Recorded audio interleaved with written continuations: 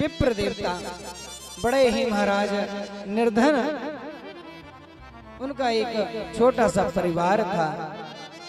वे ब्राह्मण देवता वेद पाठी थे, नित्य भागवत जी का निरंतर पाठ करते थे और उनके घर में महाराज इतनी निर्धनता कि भोजन के लिए एक अन्न का दाना भी नहीं।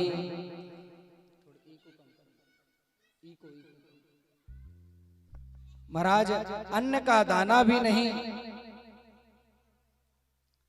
ब्राह्मण देवता निरंतर भागवत जी का पाठ करते। यहाँ उनकी पत्नी महाराज यहाँ वहाँ कार्य करके थोड़ा बहुत अपना जीवन यापन करती।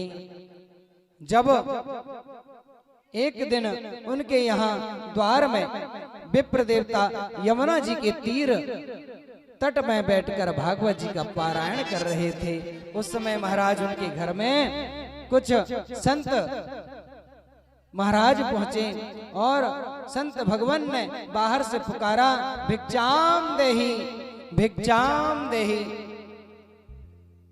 घर से विप्र देवता की पत्नी बाहर निकलकर आई, देखा कि कोई संत जन हमारे द्वार में खड़े हैं। उन्हें भिक्षा के लिए कुछ ढूंढने लगी कि क्या दें। देखा महाराज कि आज तो घर में एक अन्न का दाना भी नहीं। हाथ जोड़कर कहने लगी, हे संत भगवान, मेरे यहाँ तो स्वयं मुझे मेरे बच्चों को खाने तक को अन्न नहीं है, मैं आपको भिक्षा कहाँ से प्रदान करूं। और रुदन करने लगी। महाराज संत देवता आशीर्वाद देकर वहां से चले गए। आज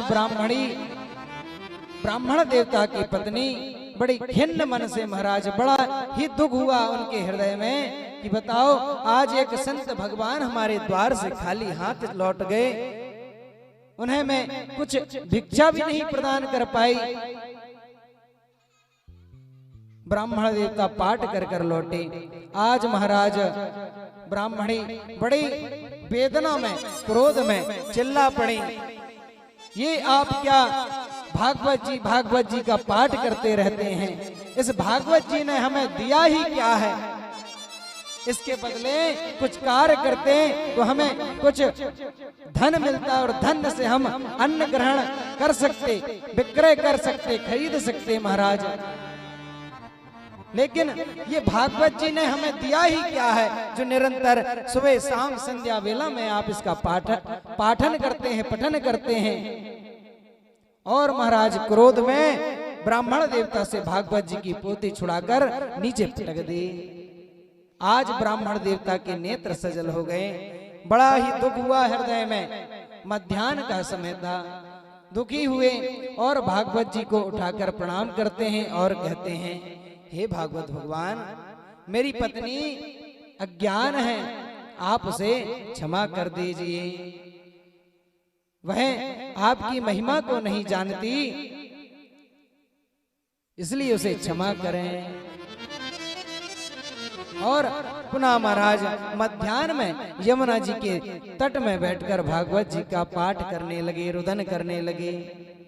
भगवान को बड़ी दया आ गई कि मेरा एक भक्त जो निरंतर हमारे श्लोकों का गान करता है, पाठ करता है, आज वह रुदन कर रहा है, दुखी है। भगवान को दया आ गई। एक छोटे से बालक के रूप में महाराज टोकरी रखकर ब्राह्मण देवता के यहाँ पहुंच गई। द्वार खटखटाया, ब्राह्मणी बाहर निकली और पूछने लगी, अरे बालक, तुम कौन हो और यहाँ किस कारण से आए हो। तब वह बालक ने इशारा करते हुए कहा कि मैं बोल नहीं सकता, गूंगा हूं, कुछ लिखने को कलम हो तो लेकर आओ, मैं लिखकर बता देता हूं। ब्राह्मणी अंदर से कलम लेकर आई, कागज लेकर आई।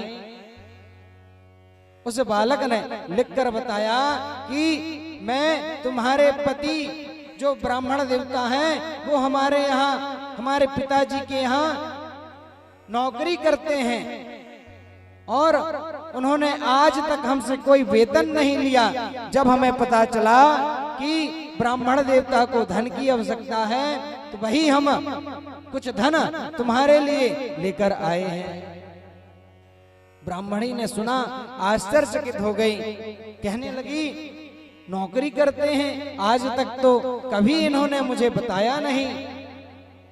टोकरी जैसे ही महाराज उस बालक ने दी और जैसे ही ब्राह्मणी अंदर रखने गई, बाहर निकलकर देखा कि बाहर कोई भी नहीं है।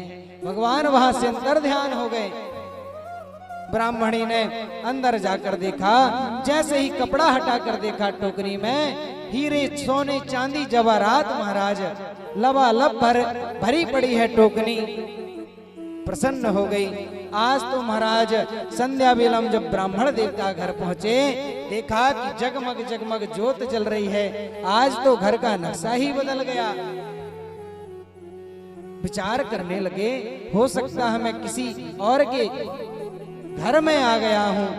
बाहर निकलकर देखा, उसी समय ब्राह्मणी ने बुलाया, महाराज अरे ब्राह्मण देवता कहाँ जा रहे हैं, अंदर आइए, ये अपना ही घर है। अंदर बुलाया, ब्राह्मण देवता अंदर गए और ब्राह्मणी ने बताया कि आपके छोटे सेठ जी आए थे, जो बहुत सारा सोना चांदी धन दिया है। आप बड़े ही चालाक हैं कि एक सेठ के यहाँ नौकरी करते थे और मुझे बताया भी नहीं। मैंने व्यर्थ में ही आपको बुरा भला कह दिया। इस प्रकार जैसे ही ब्राह्मण ने सुना, आश्चर्यचकित हो गया कि मैं नौकरी और किसी सेठ के यहाँ। देवी मैं तो आज तक कहीं किसी के पास कार्य करने नहीं गया, फिर वह कौन सा सेठ है। ब्राह्मणी ने सोने चांदी की टोकरी दिखाई और कहा कि इस कागज में उस बालक ने लिखकर बताया था। जैसे ही ब्राह्मण देवता ने उस कागज को हाथ में लिया, अश्रु की धारा बहने लगी। उसमें साक्षात भगवान कन्हैया का दर्शन होने लगा। महाराज रुदन करने लगे और अपनी पत्नी के चरणों में गिर गए। कहने लगे, अरे तू तो बड़ी सौभाग्यनी है कि तुझे साक्षात भगवान ने दर्शन दिया और हमारी जरूरतों को पूरा करने के लिए वह यहाँ पधारे हैं। यही भागवत जी की महिमा है कि वह ना जाने कब किसको क्या प्रदान कर दें। इसलिए निरंतर उनकी